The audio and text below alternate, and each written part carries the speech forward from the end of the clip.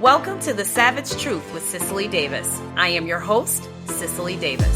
Folks, savages, the celebrities are losing it. So not only are the Democrat electorate, they're losing their minds. We got women out there shaving their heads and boycotting sexual activities with their boyfriends, their husbands, and fiancés.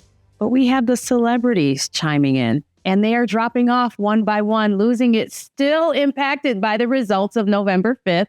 We're going to talk about one in particular. Welcome back, American Savages, to The Savage Truth. I'm your host, Cicely Davis. So great to be back with you after Thanksgiving.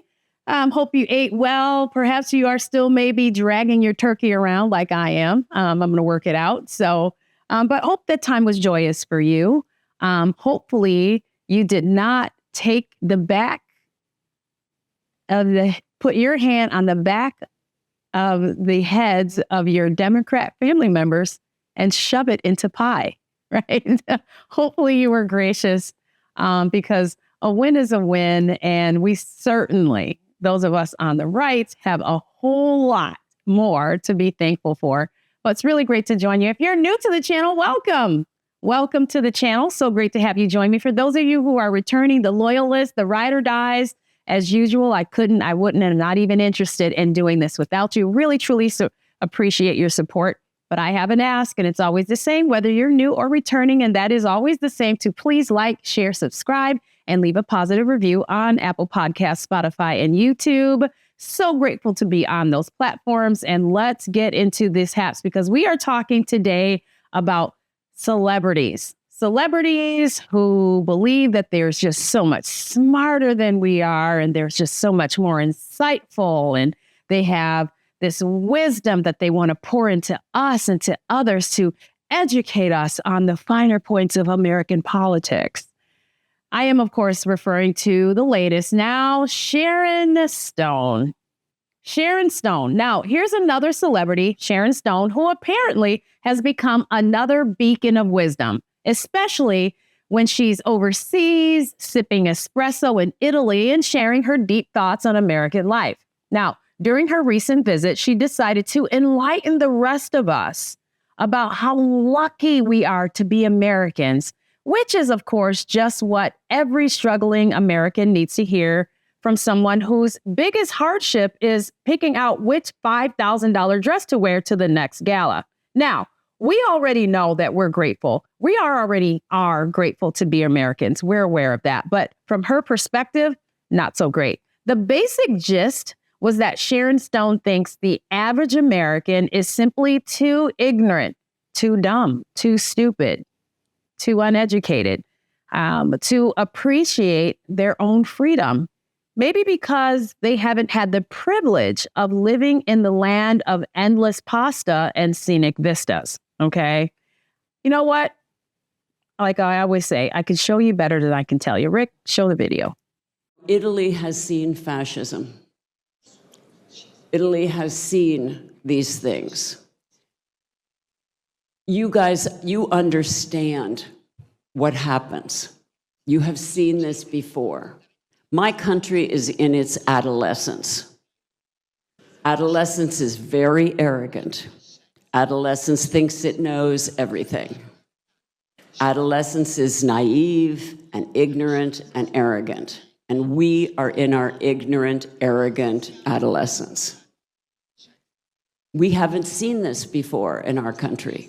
So Americans who don't travel, who 80% don't have a passport, who are uneducated, are in their extraordinary naivete. Now, if there's one thing Hollywood elites excel at, it's talking about things they don't truly understand. Celebrities like Sharon Stone have an unparalleled knack for turning their insulated, privilege-filled existence into a soapbox for advice that no one ever asked for. How many times do we have to watch them parrot political opinions they've probably never researched, only to realize that their expertise is as shallow as a puddle? Now, I did some research on Sharon Stone. Here's the depth of her education, since we're all just too ignorant to understand what she knows. Okay, so went to high school, had a little bit of college. She dropped out of college and went to New York and became a model. Okay, so that's the extent of her deep well of wisdom, understanding, and knowledge while she's educating us. Okay, let's face it.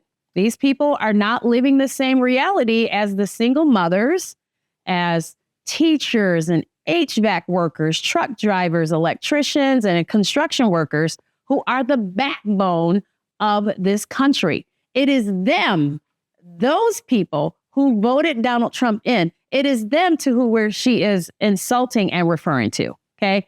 It is those people. It's us. Okay. That voted Donald Trump in to the tune of about 67% of the entire country.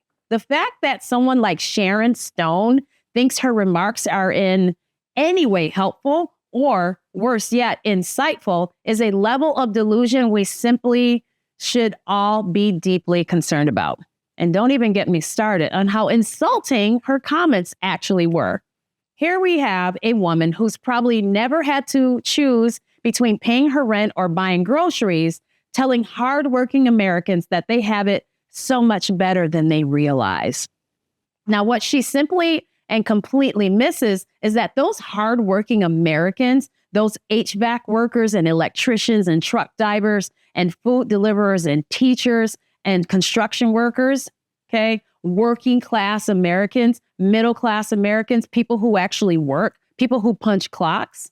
What she doesn't actually realize is that those people, we are grateful for our lives, flaws and all, and don't need some pampered movie star to remind us of how lucky we are to live in this country where we value its freedoms, okay? Sharon Stone's patronizing tone, wrapped in a veneer of faux wisdom, isn't just detached from reality. It isn't just tone deaf, right? It isn't just dismissive.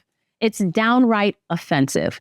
Now, if there's anyone who needs to steer clear of political commentary, it's the glitterati, who seem to forget that their glittering lives are funded by the very people that they so dismissively criticize. So, if you will allow me to be the voice and representative of real Americans in this moment, if you will, I'm sure you can trust me to do that, I'm going to explain to Ginger from Casino, okay, what true fascism actually is, to let her know that she lost this election because she is the ignorant one.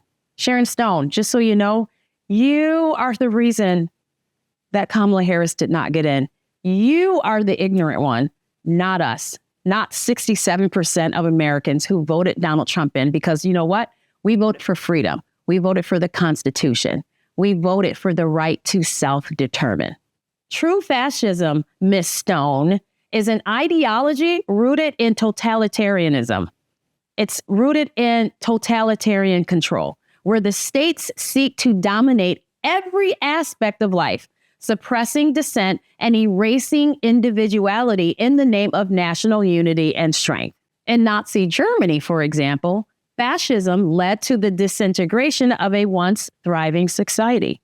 Okay, the state weaponized fear, it weaponized propaganda and violence to manipulate citizens into blind obedience, crushing any opposition, and marginalizing entire groups of people. Now, does that sound at all familiar, like in America since 2020, at least? It twisted national pride into a tool for division and hatred, i.e. the tearing down of statues and American heroes and leaders, vandalizing museums, okay, and burning the American flag.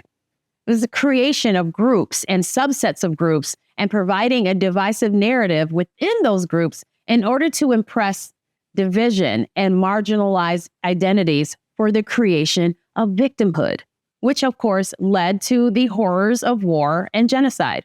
Under fascism, the values of personal freedom, critical thought, and human dignity were trampled, leaving a scar on not just Germany, but on the entire world. The lessons of that era remind us that unchecked power, right? This is what our founders were attempting to erase, to prevent from happening. They understood their very own nature, and they understood, coming from a system of tyranny, that unchecked power fueled by ideological extremism, erodes the very foundations of a society, turning a people once proud of their achievements into tools of tyranny. And who knew better than our founders? Then there's socialism, right? This is what Kamala was trying to push. Socialism, despite its lofty promises of equality and fairness, has proven to be a failed experiment wherever it has been implemented. Now, we can go from the Soviet Union to Cuba to Venezuela. All of those countries, all of those entities, socialism had regimes that have left their citizens poorer and more desolate, trapped under the weight of centralized control and economic stagnation.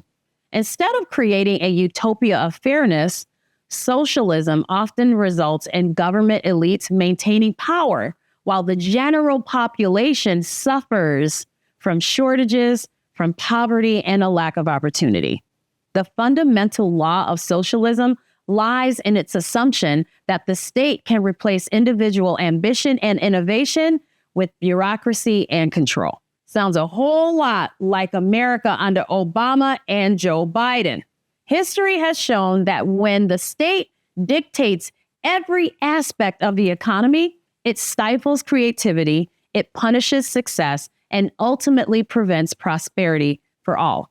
The tragic outcomes of socialist policies serve as a stark reminder that while the pursuit of equality is noble, okay, there's nothing wrong with the pursuit of that, the road to it cannot be paved with the destruction of personal freedom and the crushing of economic opportunity. Sounds exactly like the agenda and actions of the Biden-Harris administration. When comparing Joe Biden's presidency to the tenets of fascism, there are concerning parallels in the way power has been centralized and wielded to suppress dissent, control narratives, and drive division within our society. Now, I mentioned weaponized fear, propaganda, and violence to manipulate citizens into blind obedience, crushing any opposition and marginalizing entire groups of people. How about mask mandates? How does that sound? The censoring and the shutting down of conservative voices in the social media, information and medical spaces as well, and defunding the police as an example. The weaponization of government agencies under this administration has been a significant point of contention, to say the least, with key institutions such as the FBI and the Department of Justice, in fact, all of our abbreviated agencies, increasingly used to target political opponents and undermine the rule of law. I mean, look at the attack and the consistent aggressive attack to Donald Trump, right, for the last 2.5 years. The attack on free speech is another troubling echo of fascism and fascist tactics, as the government has sought to silence voices that deviate from the approved narrative, whether through social media censorship or intimidation campaigns. This stifling of open discourse is a hallmark of regimes that thrive on conformity and fear, where individuals are discouraged from thinking independently or challenging the state's control. This was under Joe Biden's leadership, quote unquote. Moreover, Joe Biden's policies have exasperated class divisions, using the rhetoric of class warfare to create an environment of envy and resentment towards those who have achieved success through capitalism. Now, only those on the right side, right? If you are an Elon Musk and you're highly successful, you're criticized. But if you're from Silicon Valley and you attack the right, then you were, there was a turning of a blind eye, right? By vilifying wealth creation, demonizing businesses, and pushing for wealth redistribution, the administration, the Biden-Harris administration, has sowed dissatisfaction among Americans, fostering a climate where hard work and prosperity were met with scorn rather than admiration. And this kind of division, constantly fueled by government rhetoric, mirrors the fascist playbook of pitting one group against another to maintain control and weaken social cohesion. Instead of fostering unity, Biden's approach has deepened polarization and the resentment directed at those who have succeeded in our capitalist system only serves to erode the foundations of a free and thriving society. This is exactly why Joe Biden's presidency was a failure. And this is exactly why Kamala Harris did not become president of the United States for the next term. Okay. That being said, let's discuss Sharon Stone's comments, okay? Because this was, after all, the focus of all this and why we're in these weeds, after all. And all these other celebrities who feel they are so intelligent and need to enlighten us, right? As if we're too ignorant to actually understand what's going on. As if I'm not smart enough to know that 4 years ago, bananas were only 19 cents and now they are $1.20, okay? This Sharon Stone, yes, that Sharon Stone, the one who made us all reconsider our life choices and basic instinct, now suddenly thinks she's the authority on global politics. Apparently, in a wild moment of historical wisdom, Sharon Stone decided to compare the U.S. to fascist regimes, specifically Italy's fascist history under Mussolini. Now, we're all for celebrities using their platforms for change, but when you start making broad, unfounded claims about a country you clearly don't understand, it's time to hit the brakes. Sharon Stone, honey, the only thing remotely fascist in America is when I'm told I can't get my coffee before 7 a.m. at my local cafe. But sure, go ahead. Tell us more about how our democracy is a ticking time bomb of authoritarianism while you're sipping champagne in a villa. Because nothing says fascist state like a Hollywood actress vacationing in Italy talking down to us about our freedoms. And here's another real kicker, okay? While Sharon Stone was busy lecturing Americans about fascism, it's incredible how oblivious the Democrat electorate and the elites like her failed to see the actual creeping authoritarianism happening right under our noses, before our very eyes. Now, while Dem elites are wrapped up in Netflix shows and avocado toast, they fail to recognize the signs of a society slowly eroding its own freedom. The irony is thick, folks. It's truly thick. Since Obama, and definitely during the Joe Biden-Kamala Harris administration, what Americans experienced was a government that's been expanding its reach into every corner of our lives, weaponizing agencies against its critics and silencing anyone who dares to disagree with the approved narrative. But no, oh no, Sharon Stone, please do go on about how we're all headed straight for the fascist abyss while we sit here wondering if we'll even get censored for the next thing we're thinking. If we really are headed towards fascism, it's not going to be in the form of jackboots on the streets. It's going to be a slow, quiet erosion of liberties, led by a bunch of disconnected elites like yourself, and the Democrats and the socialist leaders as well, who are completely out of touch and tone deaf with what people they claim to represent. So here's a word to you, Sharon Stone, from a regular working American. When it comes to American politics, no one's interested in hearing your basic instinct opinion. Keep it to yourself. Please like, share, subscribe, and leave a positive review on Apple Podcasts, Spotify, and YouTube. And remember, as always, be bold, be strong, be faithful, be true. Till next time, I'm Cicely. The Savage Truth with Cicely Davis is a production of Front Page Magazine and the David Horowitz Freedom Center. Reproduction of this podcast without express written consent is prohibited.